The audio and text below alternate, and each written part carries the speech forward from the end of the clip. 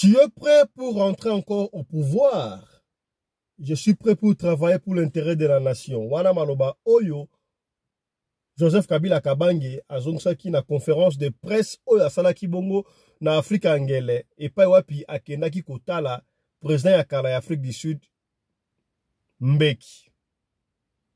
Est-ce que ozali mokonzi ya ba M23? Soki azalaki mokonzi ya ba M23 elingai osala mandenge ali kosala masika te. Pona nini ba M23 ba bude kokende na Angola?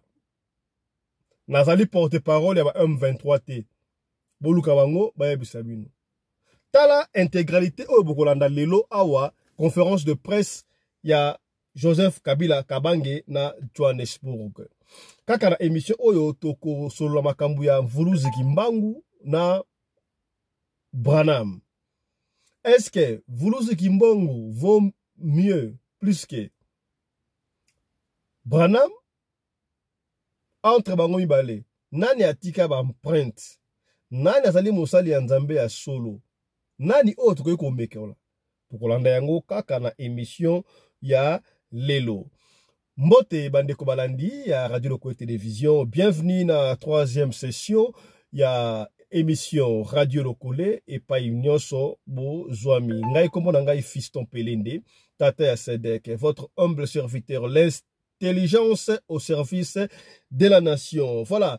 Ozali kwanda biso, ozali na Ituri, ozali na Isange, na Katakokombe, na Loja, partout, na Kisangani, na Kimbantseke, na Johannesburg, na Cape Town, na Lyon, na Norvège, na Suède, na Hollande, partout. Tala émission na bino yango yo ebandi. Le autre côté, le mamingi, na y politiki, bon.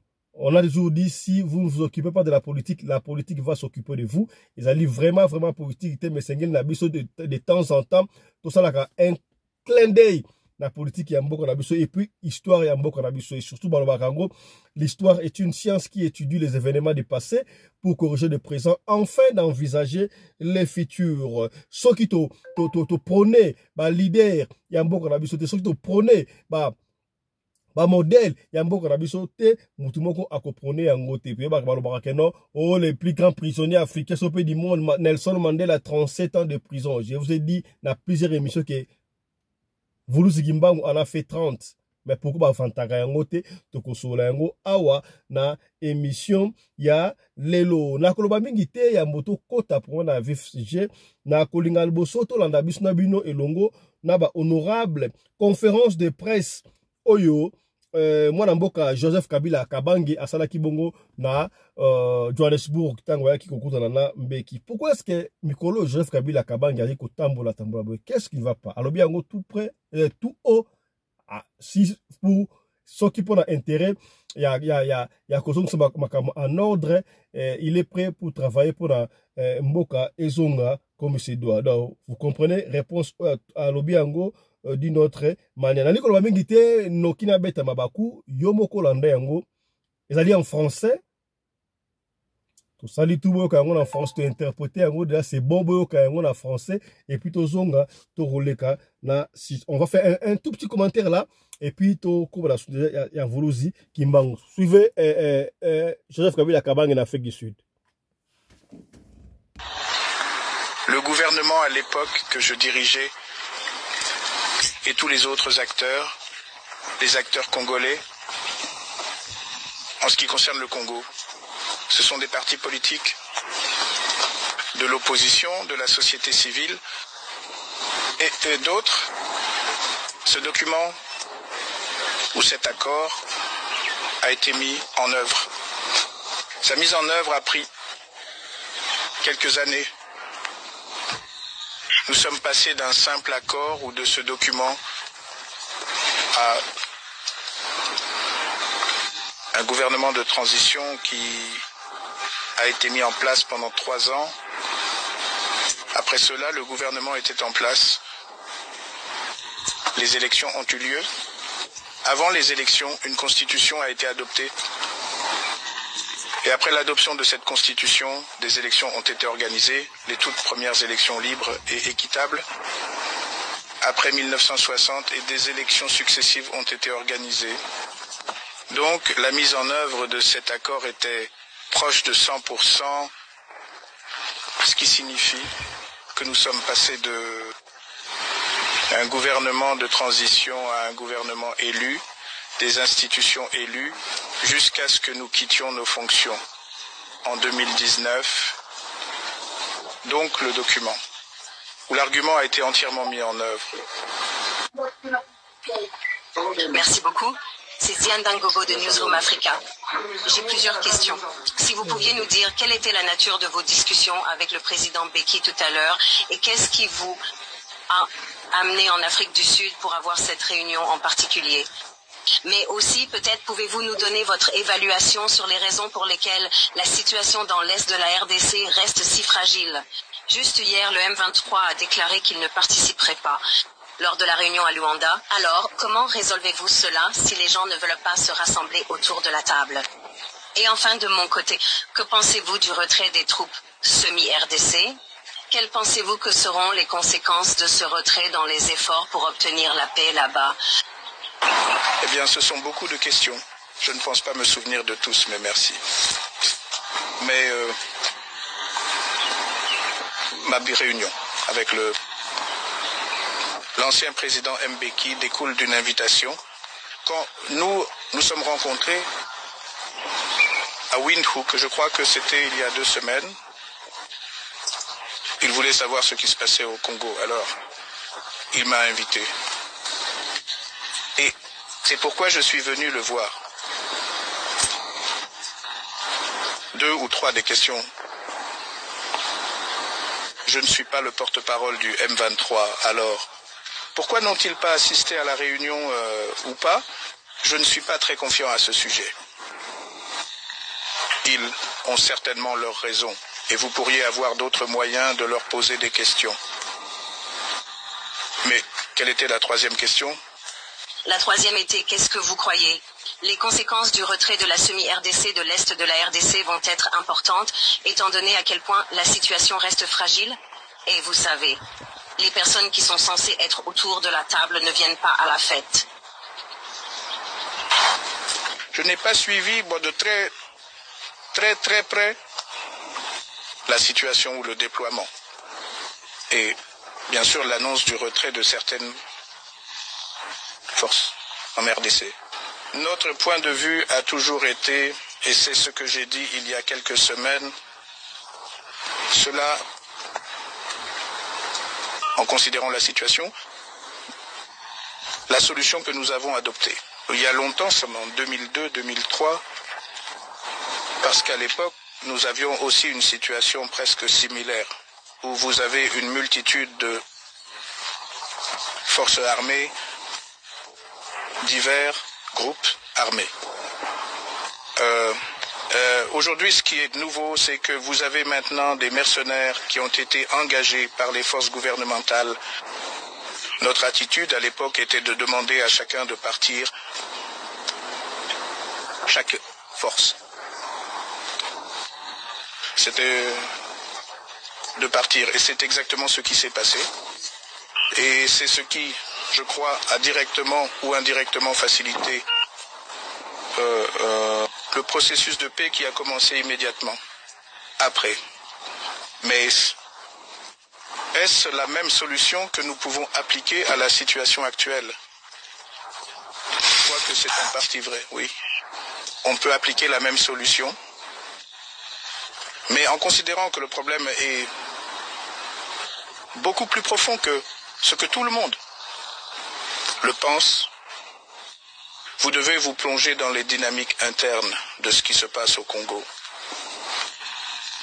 Et laisser de côté ce jeu de blâme en pensant que tout ce qui se passe est le résultat de quelqu'un d'autre.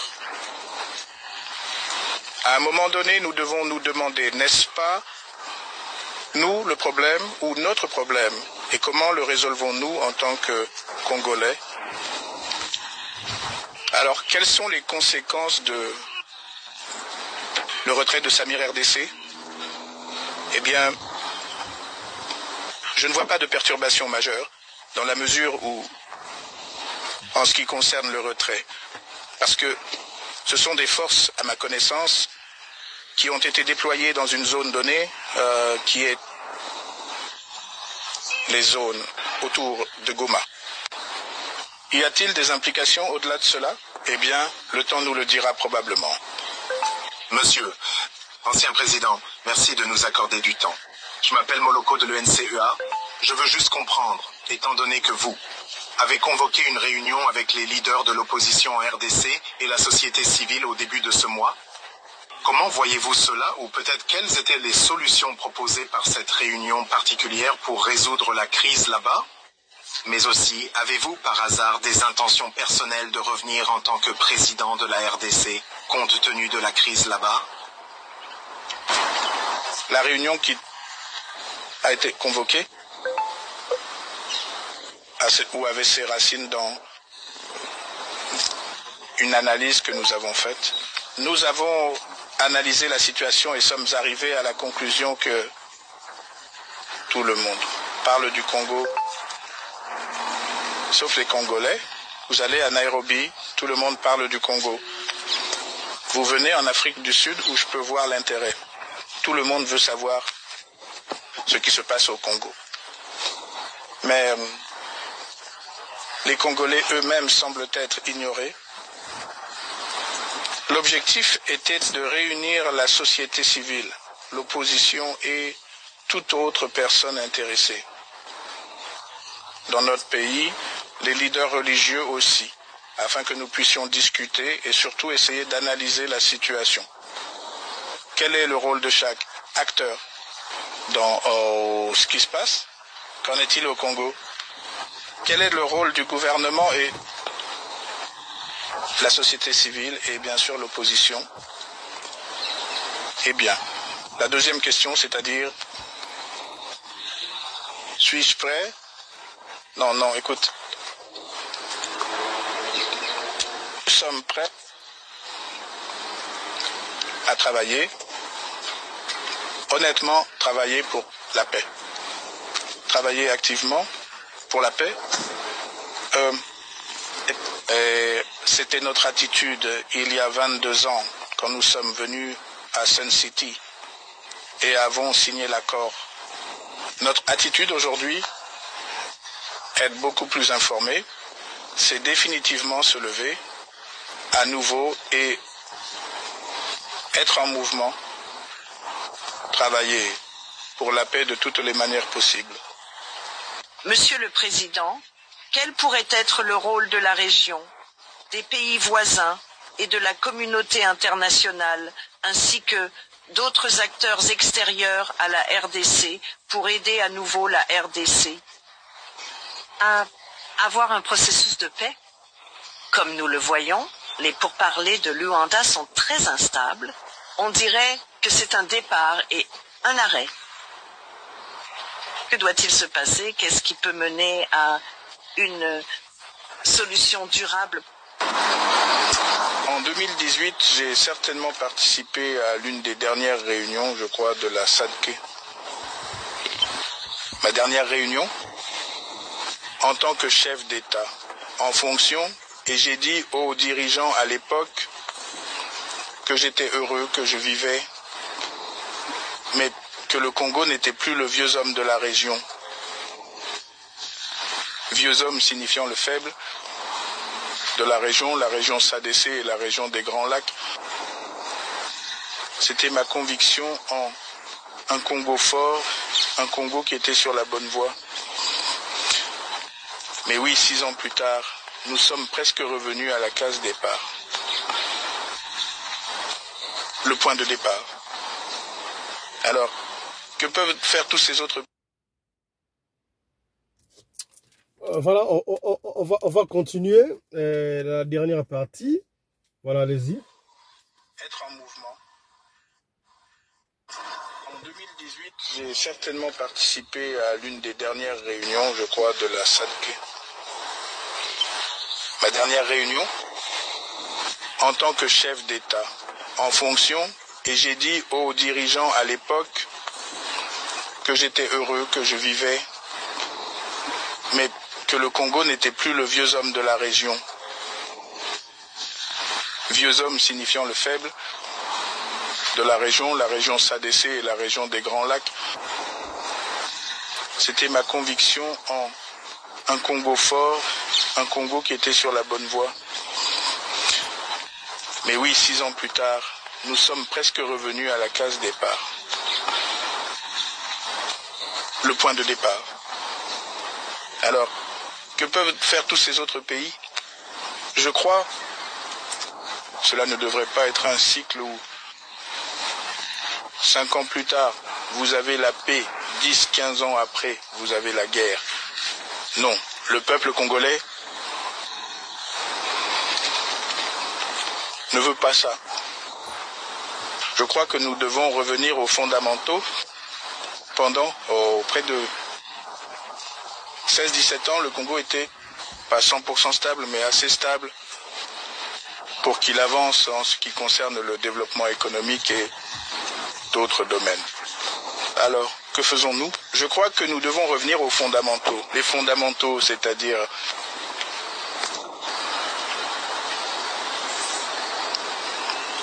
nous devons nous poser la question, où avons-nous mal agi? Et je crois que là où nous avons mal agi, c'est qu'un certain nombre d'erreurs ont été commises en ce qui concerne le respect de l'état de droit, de la Constitution, de la gouvernance et tout ça. Nous devons revenir à cela. Et les pays de la région ou les voisins régionaux du Congo font probablement la même chose. Qu'en 2002, soutenez un processus ou un processus de paix et avancez. Vous avez parlé de la fragilité du processus de paix à Luanda. Je crois que ce sont juste les dynamiques. Les gens n'ont pas encore lubrifié la machine. Bon moment. Espérons que les choses reviendront sur les rails et les gens commenceront à parler honnêtement de paix. Monsieur Nelly Payton de Reuters, que répondez-vous à l'accusation du président Tshisekedi? Vous seriez un complice de l'Alliance du fleuve Congo ou du M23 et quelle est votre relation avec ces groupes? Si jamais je l'étais, le mot que vous utilisez c'est quoi? Un complice, je crois. Eh bien, la situation n'aurait pas pu être ce qu'elle est. Ça aurait pu être très différent. Donc, ce sont juste les meilleurs. La prochaine fois que tu le vois, demande-lui de te donner la preuve de ce qu'il a dit. Donc, c'est tout ce que je peux dire. Regrettes-tu d'avoir soutenu le président Tshisekedi pendant son tout premier mandat présidentiel, en dépit des controverses et des défis rencontrés durant cette période, et malgré les critiques qui ont été formulées par certains opposants? Je ne vis pas avec des regrets, non. Oh, très sage. On fait des erreurs dans la vie, elles te rendent plus fort. Et si tu es faible, elles te rendent plus faible. Je crois que je suis plus fort maintenant grâce aux erreurs que nous avons commises. Oh. C'est à nous de corriger ces erreurs. Dernière question, deux autres questions. Et ensuite, ne abusons pas de la vitalité de la fondation. Maintenant, c'est un dictateur. 4 autres questions, oui. Des rumeurs. Aujourd'hui, il y a des rumeurs qu'il pourrait y avoir un coup d'État ou une rébellion au Katanga. Penses-tu qu'il y a un risque de cela? Eh bien, le risque est présent dans tout le pays, pas seulement au Katanga. En ce qui concerne le Rwanda, qui a été accusé, au moins par Pretoria, par le président Cyril Ramaphosa, de soutenir le M23. Quelle a été votre évaluation? Et s'ils ont effectivement un rôle dans la déstabilisation de votre pays, comment la communauté internationale devrait-elle alors agir à leur égard? Eh bien, je n'ai pas entendu le président Ramaphosa et je ne vais pas soit soutenir, soit contredire ce qu'il a dit. Je ne l'ai pas entendu. Mon attitude face à tout ce qui se passe, je peux le résumer en une seule question. Si je suis faible, de qui est-ce la faute? Est-ce la faute de mon voisin ou de mon ennemi? Ou est-ce ma faute? Si et quand vous répondrez à cette question, alors vous trouverez certainement une solution au problème que vous avez. Et le Congo ne peut pas continuer à être ce pleurnichard dans la région. Parler de sa faiblesse et de la force des autres, cela, pour moi, n'est pas la bonne approche. Alors, comment la communauté internationale gère-t-elle la situation? Eh bien, je ne fais pas partie de cette communauté internationale en particulier. Mais en tant que Congolais, ce qui m'intéresse, et ce qui intéresse le peuple congolais, c'est comment nous gérons la situation, avec la situation nous-mêmes. Et je crois que cela devrait être le point de vue à partir duquel nous devrions regarder les choses. Dans le cadre des solutions que vous pensez devoir être mises en œuvre en RDC, cela implique un processus de construction nationale et à quoi cela ressemblerait-il et qui en ferait partie? Nous avons parlé plutôt de l'accord de Sun City. L'accord de Sun City a posé les bases de ce que l'on pourrait appeler un processus de construction nationale. Je ne pense pas que qui que ce soit, les médiateurs, les facilitateurs, feront quoi que ce soit de mieux que ce que nous avons fait à Sun City. Je doute qu'ils fassent cela. Et c'est pourquoi j'ai parlé de revenir aux bases, parce qu'à partir de cet accord particulier, nous en sommes sortis. Trois ans plus tard, avec la Constitution qui a posé les bases de ce dont vous parlez, la construction nationale, la construction d'institutions, les élections, et le reste était censé suivre. Donc pour moi, cela pourrait être l'approche. Des millions de kilomètres carrés du Congo sont à risque, donc à risque d'une rébellion ou d'une critique, à risque de troubles n'importe où au Congo. Donc, ce n'est pas seulement le Katanga ou une région donnée. Juste une dernière de ma part. Penses-tu que ton successeur, le président Tshisekedi, fait partie du problème actuel et tant qu'il est en poste, peut-être que ces problèmes ne seront jamais résolus. C'est ton impression, mais aussi si tu devais expliquer en termes simples à un étranger certains des problèmes pertinents auxquels ton pays est confronté, tu dirais que le problème est ici. Ce sont les ressources. Et, bien sûr, nous voyons comment ce problème se manifeste. Eh bien, je vais conclure en disant ceci. Je crois que le problème au Congo, tu l'as dit à juste titre, le problème c'est le président Félix. La solution c'est le président Félix. Alors, comment comprends-tu cela? Comment fais-tu pour le tourner à gauche et à droite? À toi de voir. Mais des décisions critiques doivent être prises. Ça, mais et en des temps critiques, il faut prendre des décisions critiques et ce sont des temps critiques pour le Congo. Mais en ce qui nous concerne, eh bien, comme je l'ai dit, nous avons l'intention d'être très impliqués dans tout ce qui se passe, surtout en ce qui concerne la paix. Et pour se déplacer, au lieu que ce soit juste une affaire de la SADC ou de l'Afrique de l'Est, pour que ce soit nos propres initiatives, et aller dans toutes les directions, nous croyons que nous pouvons provoquer quelque chose de positif. Un changement positif, des nouvelles positives, que ce soit à l'Est, ce que nous nous préparons à faire, que ce soit dans le Sud. Voilà. À l'heure actuelle, je crois que les problèmes, c'est le président Félix. La solution, c'est le président Félix. Le président Kabila a pratiquement survolé, a pratiquement donné des réponses à toutes les questions, spéculations, et ça les maka. Notamment, on va plus revenir là-dessus parce que Balandi Yango déjà, 6 ans, 18 ans passés, nous vivions en paix. Nous étions presque en voie de développement, pas développé complètement, mais en voie. On avait un départ, mais voilà, il y a 6 ans, nous sommes rentrés presque au point de départ. Avez-vous l'intention de rentrer au pouvoir? Ça, c'est ce que moi j'ai retenu. Il y en a plein, mais des grandes lignes.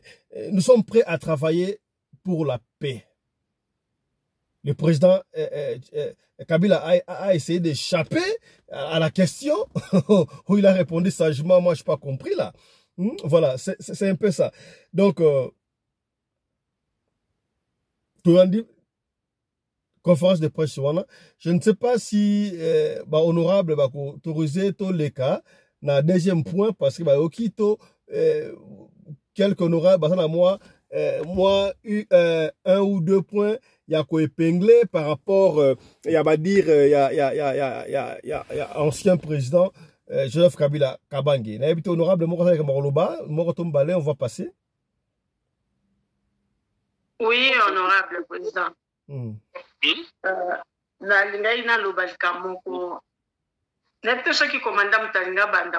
Allez-y, vous avez la parole déjà, allez-y.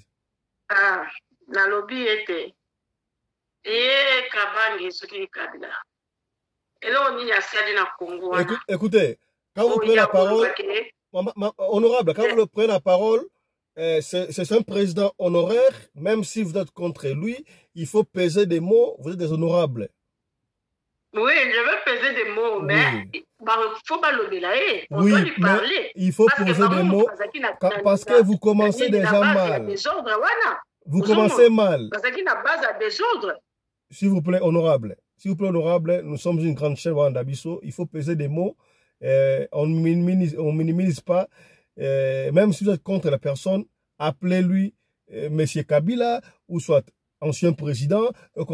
Mais ne minimisez pas. On ne va pas éviter. S'il vous plaît. S'il vous plaît. S'il vous plaît, honorable. Honorable, s'il vous plaît. Honorable, s'il vous plaît. Kabila fut ancien président et a République démocratique du Congo. Il est il fut ancien président de la République démocratique du Congo. Appelez-lui ancien président. Macron. Allez-y. Honorable, nous sommes, écoutez, s'il vous plaît, nous sommes à la télévision, la chaîne est suivie. S'il vous plaît, il faut peser des mots ou les mots qui ne vont pas toucher à la teinte de la chaîne. S'il vous plaît, allez, honorable.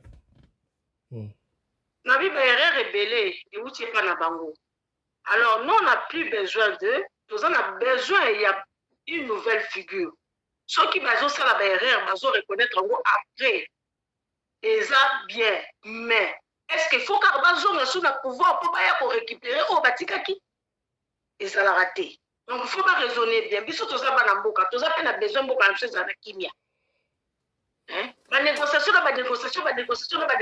ils ont pour aboutir na nini. Puis, ils ont comme résultat. Et là, parce que ma même figure, ils ont une liste. Même figure, ils ont une liste. Tu continues jusqu'à quand? Biso va Congolais faut te fouvoir. Misu quand même. Tu continues à la position on était. Tu continues à la position on était. Oh ya kenda ki azonga. Oh ya kenda ki azonga. Tete. Oh ba keiba kende. Toujours nous kabatwa sika. Exactement. Oh exactement ba jeune. Tika ba jeune ba sala musana. Ozomo. Ndelo ngana nyana lo bayangwa. Merci honorable. Je ne sais pas, on choisit par hasard là parce qu'on ne sait pas l'intention de tout le monde. Honorable, Moko Algab Aloba.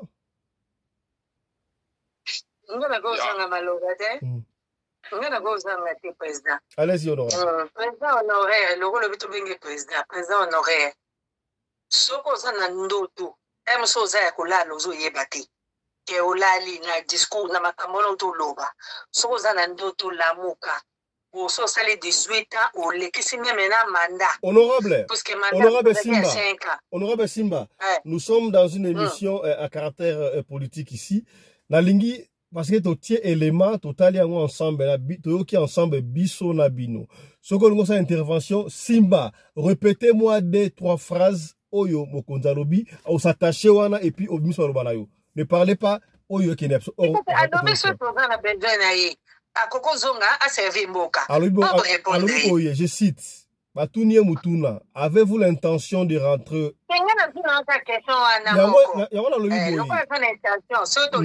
Honorable Simba, honorable, Batouni président honoraire, avez-vous l'intention de rentrer au pouvoir? À répondre Boye, nous sommes prêts à travailler pour la paix. De toutes les façons. Ne répondez pas.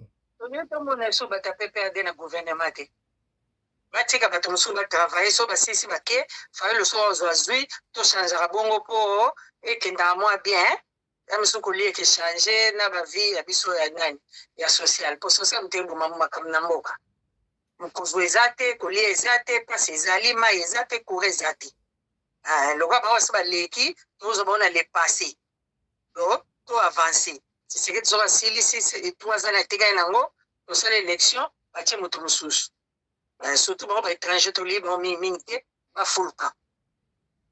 Merci honorable. Honorable Moussou. Honorable Papa Johnny. Bonjour bande konangai. Tolandi président ancien président Nabiso Joseph Kabange. Lenge alobi et ngai naza ya kokamwa. Parce que na banda ko zela ba intervention na inyoso oyo ye baza na prison na loba na ba interview na inyoso oyo baza ko poser ba question. Il n'a jamais pensé à ceux qui sont perdus leur vie, leur matériel, leur famille na Congo na mboka oyo ye a conduit pendant 18 ans. C'est ce qui manquait à tout moment. Comment est-ce qu'un président, un ancien président, moi na mboka place on habité, hein? C'est pourquoi mon batu belé va se douter dans l'identité naïe. Parce que ce gars-là qui est un vrai Congolais, il pouvait même pas assailler la Bible Kwazulubana. Azo il est là zonga la pouvoir. Au moment où il a géré le Congo pendant 18 ans. Et en même temps, les lois qui sont allés tomber jusqu'à présent dans l'agression au Rwandais, c'est à cause de l'accord on a signé qui. Est-ce qu'il y a encore causé le Kwanate? Est-ce que l'ancien président veut rentrer au pouvoir? Est-ce que l'ancien président veut rentrer au pouvoir? Est-ce que Joseph Kabila, ancien président, Aningi a son le pouvoir? On va dire naïe.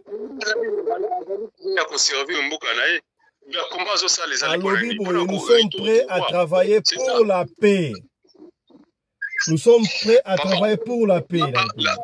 Ezali na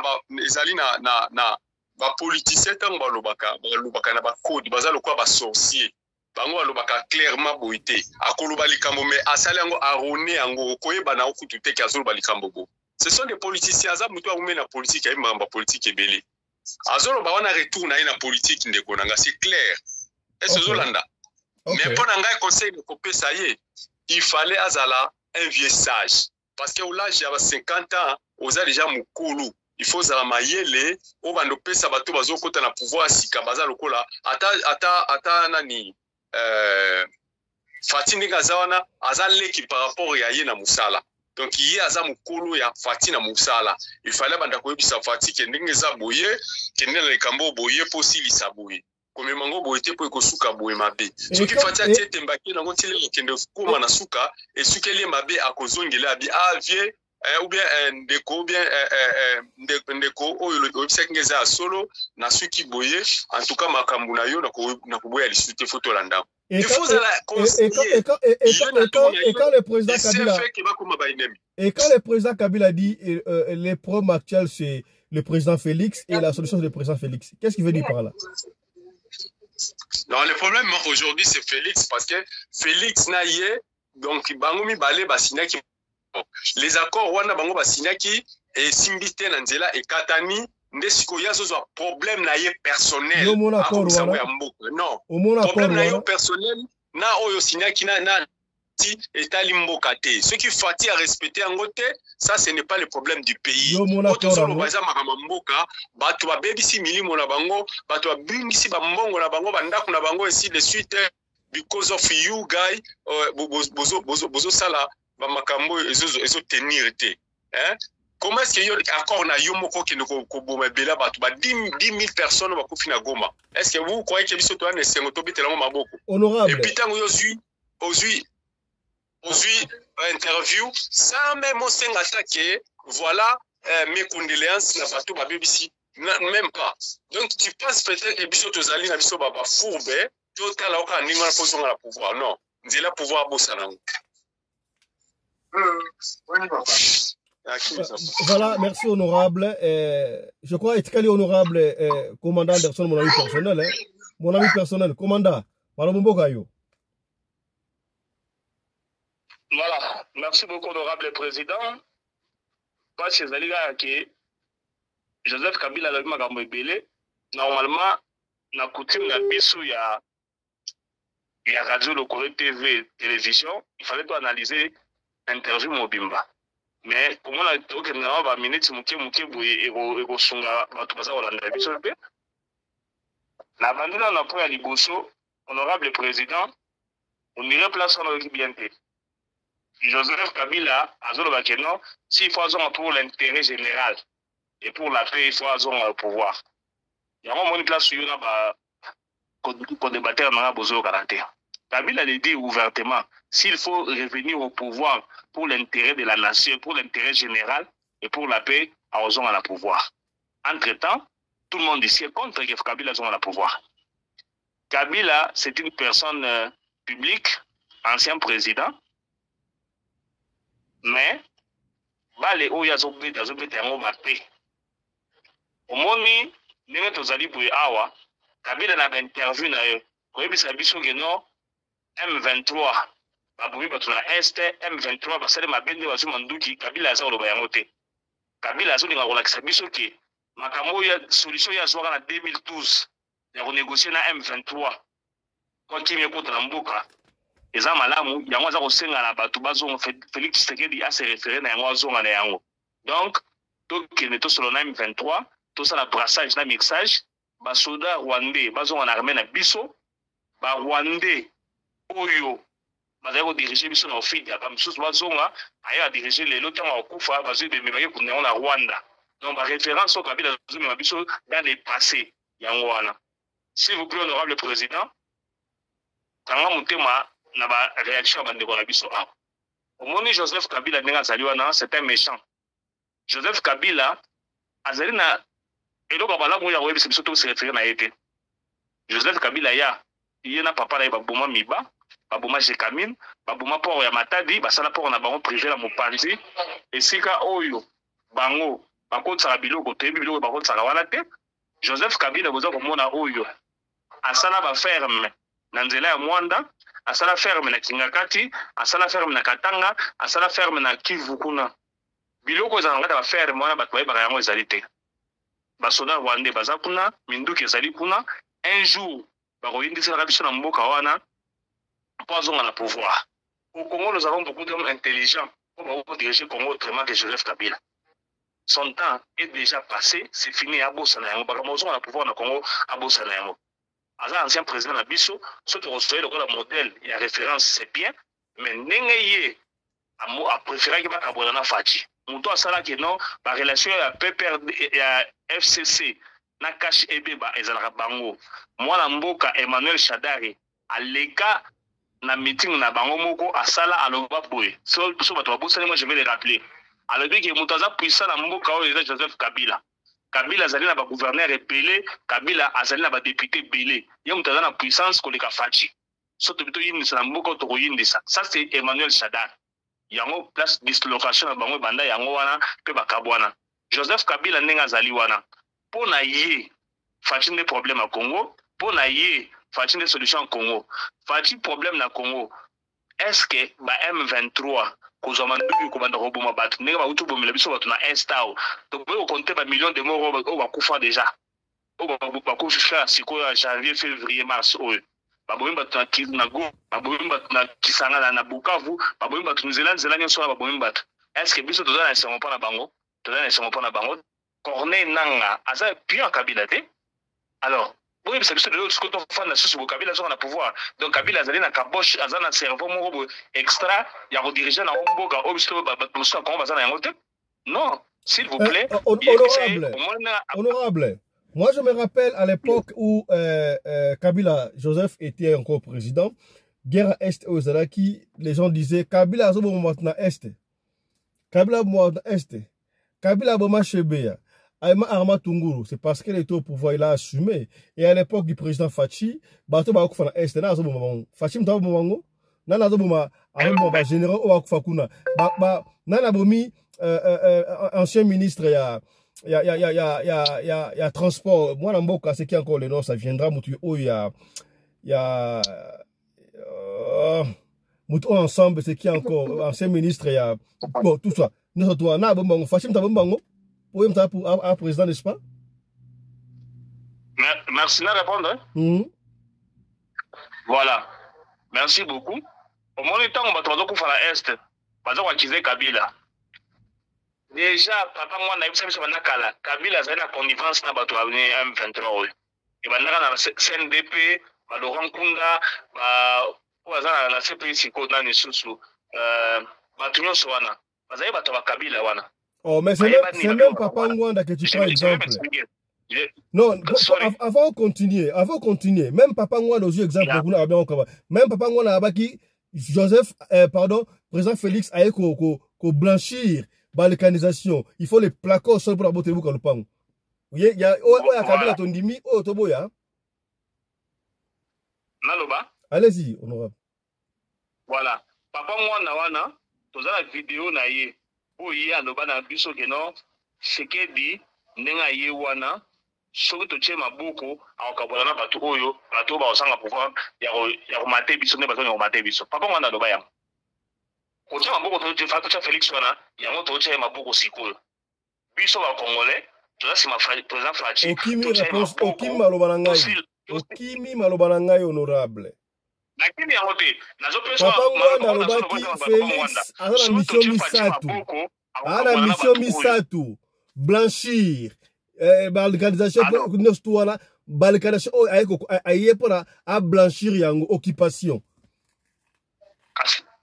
Si vous place yango to comme ya balkanisation yango to comme na place ya balkanisation Fachi fala andi manaye atika est kende mais yo atelemeli bango est kende te.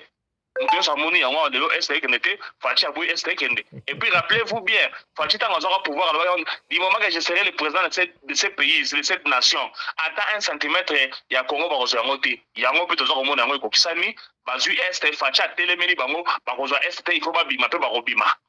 Donc au monde ndenge zali wana Joseph Kabila ndenge zali wana bango ye na batune ba Rwandais bango ne mutu bayaka na le système na bango Rwanda bakota na est wana bazo goma Kabila kenda toza na vidéo photo tilelo attention en pleine émission na tindela otindela ngo yena Museveni na Kagame bavande bazo seka basolola ba Rwandais babima bande kona ngai ba congolais bazo même intention na même ordre de lobi wana nani yaka na Kagame na stade lobi yona no boya Kagame c'est mon frère. Merci beaucoup. Moi, j'ai des réponses avec ça. Avant Kagame ait la stade, Kagame a na Congo, na marche salama na boulevard du Triomphal. On a l'image. Mais aux désorienté opinion, Moussa n'a pas besoin de son opinion. Na tout ni simple. Na lobby au comparé na tout ni mutuna. Nani aloba asa frère na ye. Kabila Félix. Honorable président. Allez-y. Allez-y. Voilà. Je reviens sur ce que je disais. Avant Kagame ait un stade, il y a martyr. Kagame a un Congo, il y a un boulevard triomphal, il y a défilé. Pour la toute première fois au monde, défilé la bus en Congo, Kagame a pris Kabila. Kagame Vanda, basoda na biso bazo leka Kagame azu magazine moko na panzana auta na magazine a équipé yango te. Donc Kagame ko na stade de martyr et là mala liboso Kagame na Congo te. Peut-être qu'on la bossa na biso bato. Est-ce que question na ngozo répondre tozolinga au désorienter opinion. Je suis clair avec ma question dans la biso. Non. Nani yonani oboya Kagame. Yonani oboya Kagame na lobaki yango.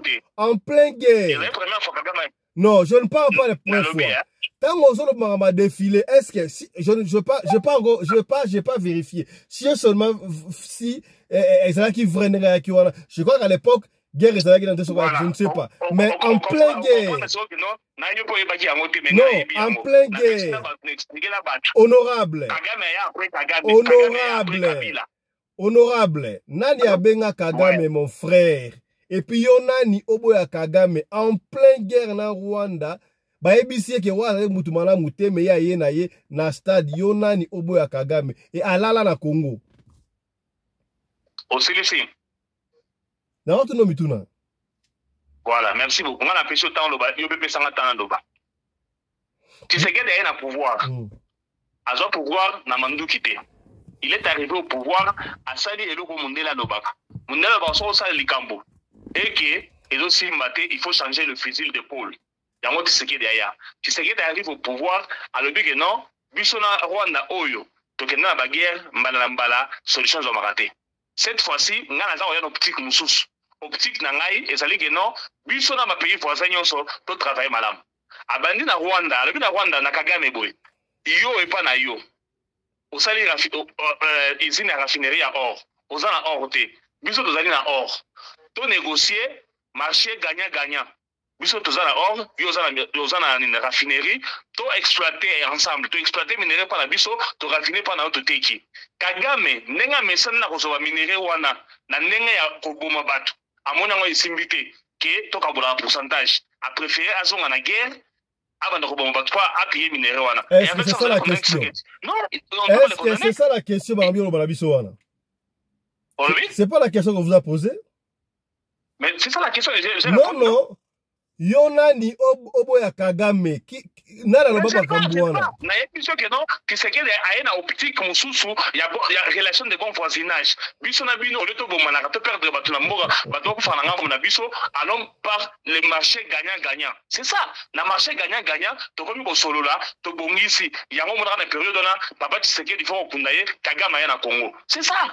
Ayana compte ayana compte ayana compte parce que les relations de bon voisinage bon moi Tshisekedi akenda na Rwanda Kagame ayana Rwanda ayana Congo c'était pour les relations de bon voisinage. Pourquoi? Parce que bino bozali ko linga ko minere na biso na ndenga mafia to kende na ona ndenga malamu ole boyaka bo bomaka pa na biso bo viola ka maman na biso bo viola ka bébé na biso ke to kende na so na ndenga na te. Nous exploitons les minéraux chez nous, on raffine chez vous, on vend to ka boli pourcentage. Biso to 70 bino 30. 30 ma machine est biso. OK, bino 40. C'est comme ça que les gens vivent. Au moins, il y a un moment où ça, ça libre marché, ça n'a pas frontière, Schengen va voyager sans passeport, sans visa, pourquoi? Bon voisinage. Il y a un qui se fait de Kagame. Mais Kagame n'est pas un dinosaure. À mon avis, il a préféré son en guerre, il a copié la Congo, pour faire le maman à Bisso. Et avec ça, on s'en est. Merci beaucoup, honorable. Commandant Congolo Anderson de Djobou, mon ami personnel. Honorable président, il faut que ça on va passer, je crois l'émission, s'il vous plaît, je crois que tu es hors sujet, et sur les sujets, analyse, il y a conférence de presse, il y a ancien président Joseph Kabila Kabange, mais on a quand même permis de citer Tina Nini Oyo. Voilà. Merci beaucoup, honorable. On a un deuxième sujet rapidement parce que la régie nous fait déjà signe là-bas et nous sommes très fatigués, vous et nous. Vous voyez déjà au la troisième session. Vous Gimbangu na Branham. Micro honorable. Micro Batu ebele bayeba ki Branham te koyeba ye tangu kaka. Papa Johnny micro. Papa Johnny micro. Papa Johnny micro. Papa Johnny micro. Papa Johnny micro. Papa Johnny micro, s'il vous plaît. Batu ebele bayeba Branham kaka parti église ya Branham. Baïke kutu baneko. Ah Branham bayeba kite Branham ango sakamutu. Au fil du temps, tout le monde batu mususu babandi ko comparer vision en Branham na Mvuluzu Kimbangu. Baïke babengi. Siko tel biso awa to kleraka opinion, to linga to soit un peu moins idée to yeba. Entre Mvuluzu Kimbangu, Oyo, entre parenthèses. Ça la lutte pour les Africains, mais généralement pour les Congolais. Il doit être beaucoup plus considéré. Dans le niveau, il y a Afrique généralement, dans le Congo, particulièrement, par rapport à Branham. Oyo, coup de Branham, dans les États-Unis comme État américain, je doute fort, est-ce qu'il y a encore il y a des Américains qui ont évité Branham? Je ne sais pas. Pourquoi on a du mal? Il y a qu'au vanter, il y a qu'au loba, bah héros o ya biso, bat o babunda pour na intérêt, il y a continent africain, généralement, particulièrement, la Congo. Ce qui toque dans le niveau ya makambu ya Nzambe. Na ebi que oui c'est vrai ba te belé ba exagérer la ndenge na bango azo benga kimbangu Nzambe asala boye on ne sait pas.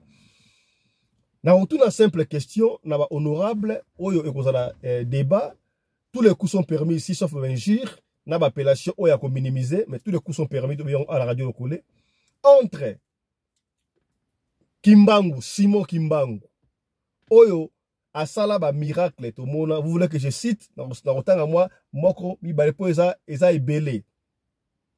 Par exemple, ce qui n'a qu'un parallélisme tant batang sakabiso oh non Jésus a marché sur les eaux de la mer. Yango moko na Bible loba croyez sans avoir vu. Ba yemba ta ko yemba kondima ya solo ekobikisa yo atana liwa. Kondima ya lokuta okokufa sobana ye toyemba kutu. On me dit souvent que Jésus n'était pas noir. On me le répète qu'il était tout blanc. Jésus était juif, il n'était pas de ma race. C'est que je sais, il mourit pour moi. Batia biso blo wala mutu.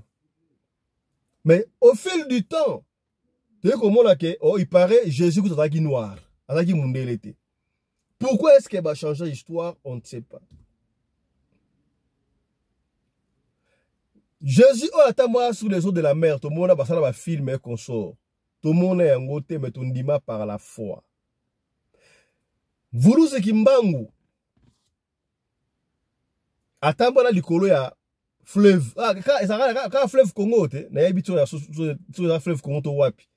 Batu bamona likolo na etika na lutendele awa oyo la raso ko ochebu atangwa na muke ekoki Vuluzi Kimbangu ala Musa bon batu c'est trop dire oyo ngana yebi mutu mwasi mama Dina et je le confie parce que moi na ya mama Dina abenga biso na radio loko sa émission wana papa fisto ga mwana mama Dina Vuluzi Kimbangu ala Musa ka mama na biso ata na Belgique siko ye mwana ya mama Dina.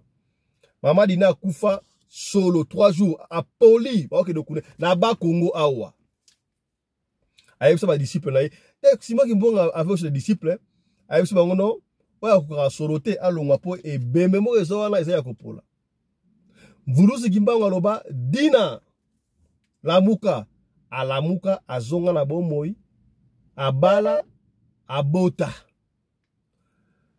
Branham na ebité to mona miracle a été mena yoka lokola apesaka mwana na yeso ki soki mta pesaka prophétie soki pe mwana na yo no ville ya Los Angeles eko dindaka na mai il paraît aisaka mwana na yo ko kufa te to mona ville ya Los Angeles te na mai mwana ngoti lo na bomoyi a ebité on compte à niveau spiritualité mais lokola relater la histoire. Qu'est-ce que vous pensez? Yo pose la pensée na yo, tikla sur commentaire wana. Mais ah na ba honorable, entre est-ce qu'on peut du point de vue spirituel to comparer Vuluzi Kimbangu na Branham toté.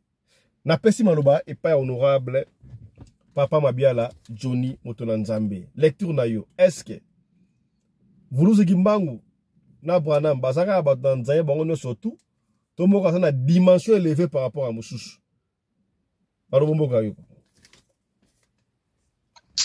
Ya napesi souvent de kolonga wa mbote belé na zalaki toujours koloba boy na lobi soki totali na côté spiritualité na bonzambe mutu ba fino so basaleli nzambe nzamba considérer bango ndenge moko na yo na ngai nde tozabwe a considération ndenge moko eza na mutu moko te aleki moninga mais rien que ye moko dans ciel ayebi ndenge ya différence ka bato oyo basaleli ye koleka mosusu mais kolandana na misala oyo papa Kimbangu asalaki na misala oyo ndeko nani asalaki papa Kimbangu asalaki ya mingi koleka ye parce que papa Kimbangu ye azalaki moto azalaki vraiment lokola otobengaka lokola nani ba miracle lokola masia donc alandana kina masia c'est un peu ça donc moi mukilani na bakisaka yango. Donc du point de vue Musala Mvuluzi Kimbangu est supérieur na Branham.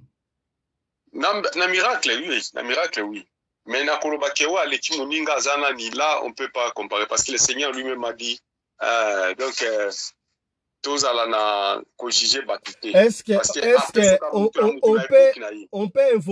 on peut invoquer les dieux de Branham? Bon, ngana no invoka dia Branham te, ngana invoka ka die ya Kimbangu na invoka ka die ya papa nangai Aidi na bala. Wana iza ba référence, na sala ka référence. Mais Dieu wana biso no se to invoka ka ezaka ka Jésus-Christ lui-même qui est Dieu. Donc le reste wana ezaka ka papa kanisa musalo sala ki papa Kimbangu. Kanisa musalo sala ki papa Aidi na bala. Biso pe bana bakoko ye toza kolela yokela biso c'est tout ezate que parce que bon bango bakoma banzambe te baza bato. Merci honorable. Nakei na Johannesburg na Afrique du Sud de pa ya mama Nene Bopikiliki. Mama Nene, parallélisme entre Mvuluzi Kimbangu na Branham. Bon, natanga pe ba livre msusu wa Branham. Papa Simon Kimbangu on a attendu l'histoire de lundi à travers la famille. Kimbangu a fait beaucoup. Branham aussi a fait ses histoires. Bon, la minute où on a dit que on allait moninga nani parce que devant Dieu il y a des spiritualité. Devant Dieu, Zambe karandengo qui papa Johnny Alobi. Azora bisonyoso na ligne d'égalité. Alors, ndenge zawana na ba miracle yes Kimbangu asalaki et puis Kimbangu reconnaîtrait Jésus ozomona Kimbangu azali ko reconnaître Jésus yango moni batanga la Bible kuna na Kimbangu alors biloko olobaki oyo alekaki muninga eza ya biso te ya komesurer parce que faut tosala attention na babiloko wana Nzambe ayebi ki ozomona Branham il est prophète, Branham il était prophète, Kimbangu aussi il était prophète. Donc pour na biso to linga ko valoriser ya biso, que to valoriser ya bamindele ozomona, mais to respecter bango selon la parole de Dieu a dit croyez en moi et croyez en mes prophètes. Ozomona et tu seras sauvé. Donc pour prospérer, c'est ce qui est écrit. Je crois à la roi de Bouenzamba Koma. Donc, toyebaka ke oyo aza prophète ya solo to babenge na temps na ye. Nzambe soki azopesa aye kuwendre mutu, akowendre bino nyonso. Mais mutu na mutu akaboli ye na misala na ye. Ozomona yango babenga le corps du Christ. Liso aza musala na ye, makolo aza musala na ye, loketo aza musala na ye, munoko aza musala na ye. Ezandengona akoki koya bawendre bino nyonso 5 prophètes mais bokosala mosala moko te akotinga bino mission moko mais la mission wana tanga tindi bino mutu na mutu aza na londenge na eza ndenge mona badocteur oza na baorthopédiste oza na bacardiologue oza na badentiste eza ndenge wana donc oya ocompare dentiste te na kimuninga donc eza ndenge wana mosala ya église misala ya ecclesia misala ya Nzambe ba prophète ba porte nini mutu na mutu ya 5 ministères mutu mususu ba prophète ka mususu baza na 5 ministères baza 4 na o mona bazwa ba 5 ministères mingi za ba porte nde ba yeba ko établir loi ya église là c'est nani évêque azawana akoyebisa ngai donc nde boye ezali apôtre azali likolo mais na misala eza peta moso omona pasteur aza na misala makasi koleka apôtre ozomona donc tokompara bango te.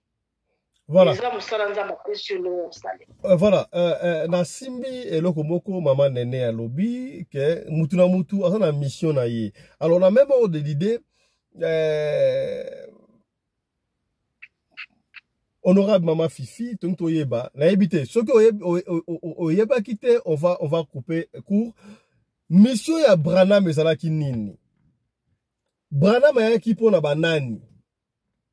Vulusi kimbangu toyebi ki ayaki pona africain généralement, parce que pona biso ba indo. Siko Branham ayaki pona banani. Nani ayana Branham oyo na Congo? Voilà, je crois que je ne connais pas mon ami personnel, à mettre l'histoire très bien. Nani ayana Branham na Congo? Pour na toyeba ke Branham e komi Branham. Pour toyeba ki mamba Branham wante. Donc mission na soki na mission na ye, son na ndi honorable mama na lobi, azaki na mission moko spécifique quelque part. Mais soki azaki mission na biso te, ba yaki na ye na Congo pour na nini? Honorable mama Sarah, lecture na yo entre Vulusi Kimbangu na Branham parce que lelo oyo il faut éclairer l'opinion pour na to yeba enfin to tombe sur ma réalité. Balombo kayo honorable mama Sarah. Kasi ka ne ba oya kolanda bambongo na bango to ba pasteur na biso awa. Po biso na poto awa ba église eza na ngoti. Eza kaya moko ya kukonti. Ba mindele nana ke église nai. Kwate ya na langi ni. Mais sikoyo awa biso na Afrique lokola bango ba yaka commerce. Po ba ko zulongo mbongo ba yebi ya business yango moni ba yako tonda na misala wana. Zande wana ba aye pambate aye misala wana. Mwana tiki wana vaina sasa mwana azo salani. Yoso mwana hapa yotea. Mwana nani? Na mwana iko wana conversation ya Branham ya mwasi. Oh, Branham sana mwana ana mwana Congo? Na mwasi grand mukolo akoza pe mukolo biso pasa komi mama. Branham kaya Branham. Ya zabongo. Basa bengisa na conversation ba mama, bazake ba mama ebele. Oyo bazana sango na kisaka wana azalaka ayaka conversation hapa na mwana naye. Okay. So ti ayo uvandela ni alandika bambo wangu wanaka. Ebo yeba wape mbongo atage nani? Na Amerika. Wape mbongo atage nani? Olobeni? Wape mbongo atage nani? Oh, parce que ya ye makamne ya kotea. Ayebike Congolais mundela zanzambe. Ayebeke akofuluka. Yango moni pe ayako kuyapa na biso pe. Mais awawa azana kombote mutu ayebi ete ni impact.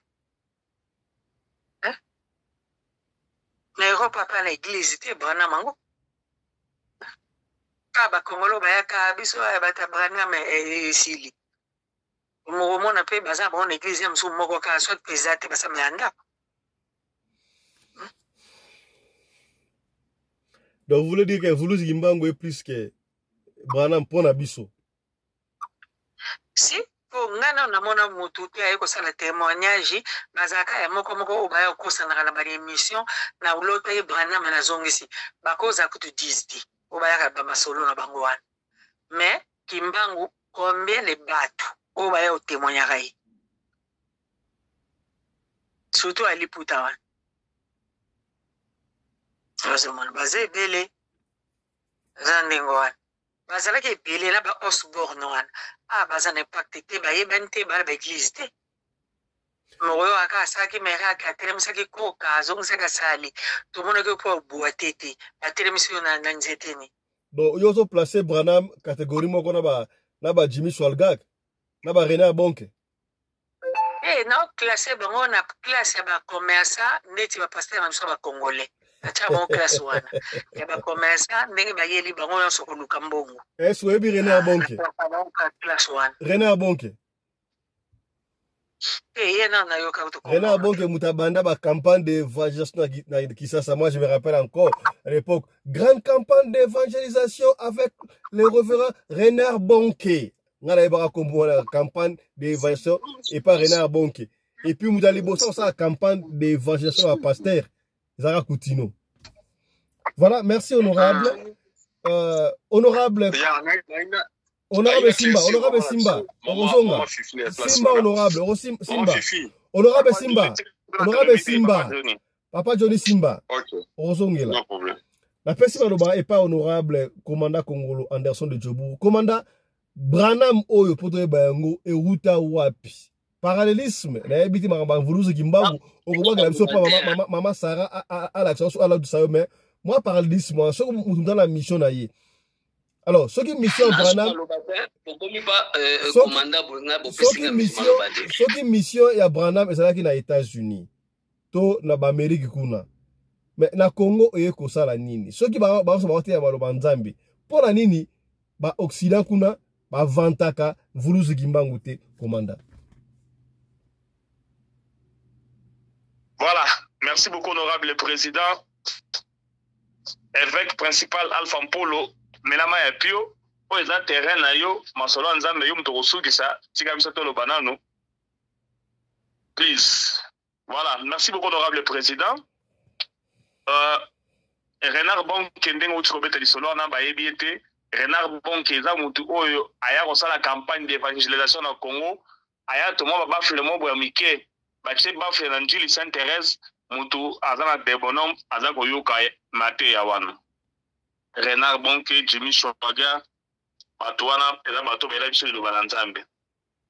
Bien merci honorable président ayebi masolo wana. Andeko William Orno Branham, celui William Orno Branham Oyo, pour le poste à Pembe, Mundele. Patouné basali le marketing makasi. Na bandimi ya église na ye, balo baraboué. William Branham azali dernier prophète. Atouné abango dernier prophète ndenge nini bazwaka ye bako tsake na Bible na la livre ya Apocalypse d'après bango. Na lebite que d'après bango. Malobaka ye mtu osala miracle ya suka soki ndenge nini malobaka wana d'après bango malobaka boye parmi ba prophétie a pesa ekoki ezokokisama ezali moko alobaka États-Unis ndenge ezali wana bakobetaka bango bakoma pays faible Dallas ville ya Dallas si je ne me trompe pas ne me tenez pas rigueur naza muta Branham te aloba ville ya Dallas ekozinda et d'après bandimi na ye balobi ke évidemment, ville wana et quand déjà malem dans l'océan. Los Angeles, hein? Voilà, merci beaucoup. Los Angeles, Malobara, malem qui déjà dans Rosinda. On a so tuni bato bavanda na Mwanda, ba webi so kala, OK la partie moi Mwanda bien en chanfou. Océan est musika, mais océan comment repoussa na emena mokili. Andeko Congolais azali mutu oyo avalorisaka mopaya aza kopesa valeur na mopaya mais na mwana mboka congolais aza konuirie Simon Kimbangu ngai nayebi masolo mpenza makasi te. Je ne suis pas bien placé pour défendre Simon Kimbangu mais tant qu'analyste il y a Radio Lokole TV na mwana mboka toyebi Simon Kimbangu azali prophète na biso ya bato mwindu Maman fichu ta kena musika le bien nzambe mais ngana suika na o ngana yebi prophète la biso mais tellement biso to komate tellement biso te ko sala marketing ya batu na biso te ba icône na biso to zo ko valoriser ba ngote ya ngomoni batu musuma ya biso 3 points na mboka o to ya na South Africa awa ezali na révérend pasteur moko a sorina ni Desmond Tutu apuya ka mariage ba gay bana moko ba chitira ete Nelson Mandela Alimana Boloko Alexa après ça on a na terrasse place bobo fond la bomona revolver na zayo kusala mobiyoma esalaki wana revolver wana esalaki Nelson Mandela a participé na koboma batu na mboka oyo bazo yango bafileka en couverture noire babimisa en liboso libérateur ceux qui sont les défenseurs du peuple batombola ya matali kolobe bomona démonstration de force Nelson Mandela kufa ba président nyoso ba nyonso ba dinosaure nyonso mokili baya mais biso epa na biso ba icône na biso moko ba congolais to buka ba icône na biso moko ba congolais de oya biso to kitisi bango na se to zio ba paya to moli bango likolo to batisi bango voix na pembe to matisi bango na mapata yango ozomona Simon Kimbangu ayebani te mais William Branham ayebani nyonso wana ni biso tolengelaka ya bapaya na oyo biso bana mboka tolengelaka yango te nga na ya na mboka South Africa nazokuta produit ya bana mboka oyo bakomi yango proudly South Africa. Donc Sud-Africain a consommé produit sud-africain avec plaisir. Mais biso salaka eloko na c'est to ko na kongwana honorable président yebi eza makambo époque na biso ba couper moi minene bimaka ya noir ya bien et na Singapour ba koma ngo kato la tango so o bimana balabala ba oseka yo. Donc oya biso moko tolingi yango te tolingi bapaya yango nazo komona bato baza kosambela baza kokotsa komba bapaya te tozoko oya bapaya topesa ngo valeur mais oya biso moko eloko te na kenda na Angola eza na mboka moko na nzela Makela entre Makela na Kimbangu na Kimbata eza na mboka moko na mboka Simon Ntoko wana baza koya biso ke aza prophète azali na même dimension na Simon Kimbangu Simon ezali Simon na français Simon Ntoko ya Bangolais ils ont la place moko na ngoma moko boye gros tout le monde ezalaki wana amelaka ti place wana soki ndenge nini batasi na biloko etira la place wana na mboka na ye bateke na biloko batukulia te bapesa bato biloko kofele mais bapaya basapiza na bajeune fille na bango kobotisa bango kokima toza na bakoko baprophète na biso ya biso bato mwindo tondimelaka bango te oya bato nde tokumisaka oya bato nde tozoka tushe liboso Branham basalele na batemple na Congo okokota wana omoni bazwi foto ya Branham batie wana eza na lumière moko likolo ntango Nzambe abimelaka ye mais oya Simon Kimbangu tokoyoka yango te bandeko tozonga na nzela sija boye oyo il fallait papa na biso nani abunga na parlement choka papa Ndosimao musala ekangi ye makasi. Voilà, les place papa de Simon, il fallait à défendre, à démontrer biso, boukas, la puissance de papa Simon Kimbangu. Mais tout ça, donc, dessine, na boya, na meki kutata ko na mafo nyonso, touche même na Rome, maman fifi sambela pona ngai Simon Kimbangu bimela ngai, na ko mata défenseur na ye, mais Simon Kimbangu tisiko asa ko umela, na éviter grand prêtre soka zala nous azota la ngana na musika bona éviter, mais espoir ezaka kia oya. Bande ko ba congolais to bana ko valoriser ya biso batu ko ba esi après Simon Kimbangu ba misusu baza batu ba misusu batamole na malamu te ba misusu batamole na nzela mabe ba misusu pe kutu tozali na ba image na bango ya ba sex step na ba fia batu mais bango wana ba Simon Kimbangu te ba koko na ye baza Simon Kimbangu te ba roza batamole na mabe baza ba Simon Kimbangu te biso ba congolais il fallait kutu to koma na cour neti bakura ba religion batanga na batanga na place wana batangisa bango ata Simon Kimbangu to ba valeur ya prophète na biso pa mwilu ba mama anuarité to valoriser bango to ye ba bango to banga ba komode to ye ba nini basala comme ça yoko aider peut-être nation na biso pe to ba reconnaître ba valeur ya ba o ya biso o to na betela bango pe to le non Simon Kimbangu prêtre a outra Congo et donc ça na biso yangwana. Merci beaucoup. Merci beaucoup, honorable commandant Congolo Anderson de Djobourou. Toko souk sabongo et pas honorable évêque. Honorable évêque, na yeba ko zali wana. Yo dossier oyo ozanga ka yango. Na yeba ki yango très bien. Yango lunga ki osuki sa marabombo ka yo. Parallélisme Simon Kimbangu na William Branham. Bon, Zamba Pambola, honorable président. Zama pambola bo honorable mingi nyonso tozalaka bango bandeko nanga mon ami personnel nalingi naloba mama Mbimbu Yvonne Nzamba pambola alobaki nanga natangaka mama Nene mama Fifi papa Johnny ye natangaka ete natangi ye mama Mbimbu Yvonne mon ami personnel papa omoni makambo biso to lukaka na yeba te spiritualité to bunzambe lukama aboite. Tout d'abord papa Simon Kimbangu na pesa kaeba respect belé non étant que prophète mais tant que musali na nzambe oyo atambolaki na nzambe na sincérité ya motema na ye moko pour devenir prophète. Pourquoi tolobelaka ba mama kimpa vita te tolobelaka bato babima liboso te post papa Simon Kimbangu atambola ye moko te atambola na ba Simon Padi atambola na ba papa nani nani Toalani. Mais nous ne parlons pas de ces papas là tokanga maka na kombo moko tokanga maka na makambo moko non Tout ça là, sous tout le mêlage après ancêtre, tout comme papa Simon qui m'a, tout le monde papa Simon qui m'a, non, papa Simon qui m'a,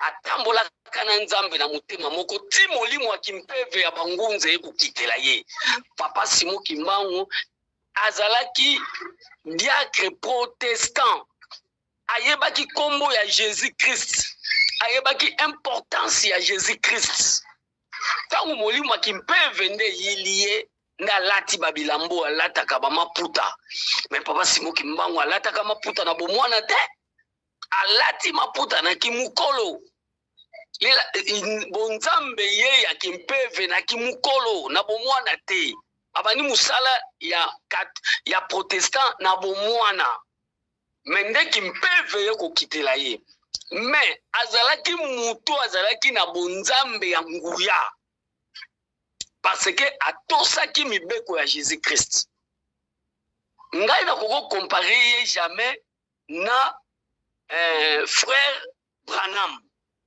Pour lui, c'est frère. Il y a un frère pour ça, moi, na mobile. Quand l'évangile est le frère Branham a eu un Zambé. Mais ayaki ko bebi sa bon Zambé na etangu ba eko kutana na magicien wana américain. Nani wana? Akupion. Papa na lobango na ba émission. Oyebi eza na 3 cimetières.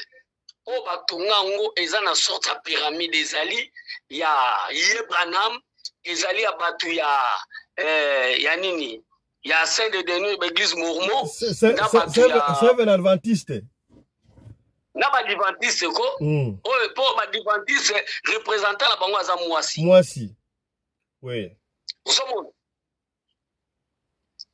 Papa, oh mon Simon Kimbangu, moi je lui dois beaucoup de respect, hein. Trop comparer jamais na William Branham te. William Branham azandenge moko. Na ba nani? Ba Osborne.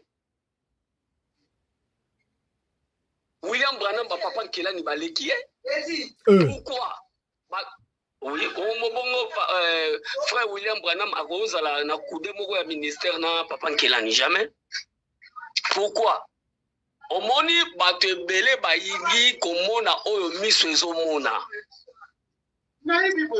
Ozomona, mais pona tozwa papa William Branham to tiaye na mupanzi ya papa Simon Kimbangu. Non. Papa Simon Kimbangu asali misala makasi koleka William Branham. William Branham asalaki misala moko ezalaki kaka ya moke pour l'Amérique.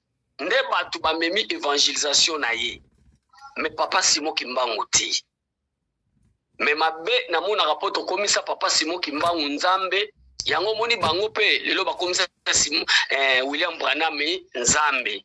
Mais ba komisa nzambe oyo ayeko sala na bunganga yango moni be église na bango nyonso ya message batambola bien te. Batambola bien te ngelo bani. Ah papa. Batambola bien te ngelo bani. Mais oui, batambola bien te sur le satanisme batambola bien te bonzambe zate. On va pas contradictoire na bango te. Biso pe ba noir lokolo to yoko komisa papa Simon Kimbangu nzambe yango moni be église nyonso ba noir ekota na contradiction. Ok, cité honorable. Pour dire pour la misala ya bonzambe papa Simon Kimbangu aza mukolo mais pour na makambo ya bonzambe o baza banzambe te ba bale ba banzambe te mais papa Simon Kimbangu atambolaki na kobanga nzambe. Merci honorable. Voilà Bandeko, émission et Sili Awa. Partagez. On se retrouve prochainement. Chap chap et tchara.